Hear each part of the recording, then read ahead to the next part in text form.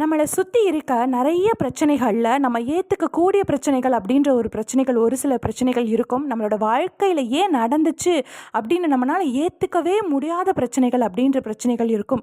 அந்த மாதிரியான பிரச்சனைகள் வர்ற டைமில் நம்ம என்ன பண்ணணும், நம்ம நம்ம யார்கிட்ட வந்துட்டு நம்மளோட கோவத்தை காட்டுறது, நம்ம அடுத்து என்ன பண்ணணும், அந்த பிரச்சனையை விட்டு போயிடலாமா, இல்லை வந்துட்டு நம்ம என்ன பண்ணணும் அப்படின்ற தெரியாமல் ஒரு பைத்தியம் பிடிச்ச நிலையில் இருப்போம். அப்போ நம்மளுக்கு ரொம்ப பிடிச்சவங்க இல்லை நம்ம வீட்டில் இருக்க பெரியவங்க சொல்கிற ஒரே வார்த்தை என்ன தெரியுமா? கொஞ்சம் ஆறப்போடு எல்லாம் சரியாயிடும் அப்படின்ற இந்த வார்த்தை தான். இந்த வார்த்தையை நம்ம கேட்கும்போது நம்மளுக்கு அந்த டைமில் ரொம்ப இன்னும் கோவம் தான் அதிகமாகும். ஆனால் கொஞ்சம் இதை ஆழமாக நம்ம யோசிச்சு பார்த்தோம் அப்படின்னா ஒரு சில பிரச்சனைகள் நம்மளோட வாழ்க்கையில் நம்மளால் ஏற்றுக்கவே முடியாது. ஏன் நடந்துச்சு அப்படின்ற கேள்வியே தினமும் நம்மளை கொல்லும். நிம்மதியாக தூங்க முடியாது, நிம்மதியாக யார்கிட்டையுமே பேச முடியாது. எனக்கு இது ஏன் நடந்துச்சு, எனக்கு இது ஏன் நடந்துச்சு அப்படின்ற கேள்வி மட்டும் விடாமல் நம்மளை கொண்டுக்கிட்டே இருக்கும்.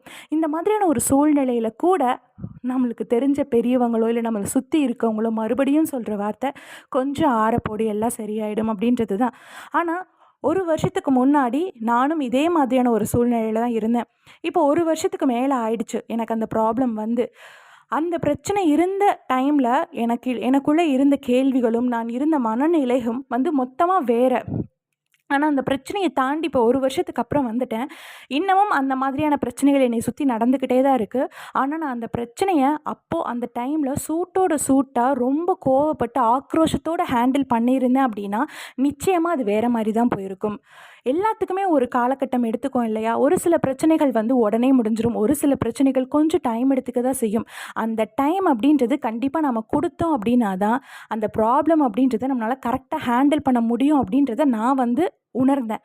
என்ன மாதிரி கண்டிப்பாக இந்த வீடியோவை கேட்டுக்கிட்டு இருக்க நீங்களும் இப்போ ஏதாவது ஒரு ரொம்ப சகிக்க முடியாத ஒரு பிரச்சனையில் இருக்கீங்க அப்படின்னா கொஞ்சம் யோசிச்சு பாருங்கள். அதாவது வாழ்க்கையில் நம்ம வந்து நம்மளுக்கு ஏதாவது ஒரு ஆபத்து ஏற்படுத்தக்கூடிய ஒரு சூழ்நிலையில் வந்து பிரச்சனைகள் வந்து பொறுமையாக கையாளணும் அப்படின்னு நான் சொல்லலை. மனதளவில் உங்களுக்கு ஒரு பிரச்சனைகள் வந்து என்ன பண்ணணும் அப்படின்ற ஒரு காரணமே தெரியாமல் குழப்ப நிலையில் இருக்கும். அப்படி நீங்கள் இருக்க டைமில் நீங்கள் ஒரு எடுக்கிற முடிவுகள் அப்படின்றது சரியாகவும் முடியலாம், தவறாகவும் முடியலாம். அதற்கு கொஞ்சம் டைம் கொடுத்தீங்க அப்படின்னா உங்களால் சரியாக முடிவெடுக்கக்கூடிய மனநிலைக்கு நீங்கள் வருவீங்க. அதனால் ரொம்ப குழப்பமான சூழ்நிலையிலையோ இல்லை வந்துட்டு ரொம்ப ஆக்ரோஷமான மனநிலையில் இருக்கும்போதோ நீங்கள் எடுக்கிற முடிவுகள் அப்படின்றது சரியாக போகுமா அப்படின்னு கேட்டால் அது பெரிய கேள்விக்குறி தான். அதனால் வாழ்க்கையில் ரொம்ப ஏற்றுக்க முடியாத சகிக்க முடியாத ஒரு பிரச்சனைகள் வரும்போது கொஞ்சம் அதை ஆற போட்டு பாருங்கள். கொஞ்சம் உங்களோட மனநிலையை நிம்மதியான மனநிலைக்கு கொண்டு வர முயற்சி பண்ணிவிட்டு அதுக்கப்புறமா முடிவெடுங்க. நிச்சயமாக அந்த முடிவு அப்படின்றது சரியாமையும். நான் சொல்கிற விஷயம் அப்படின்றது உண்மை அப்படின்னா கீழே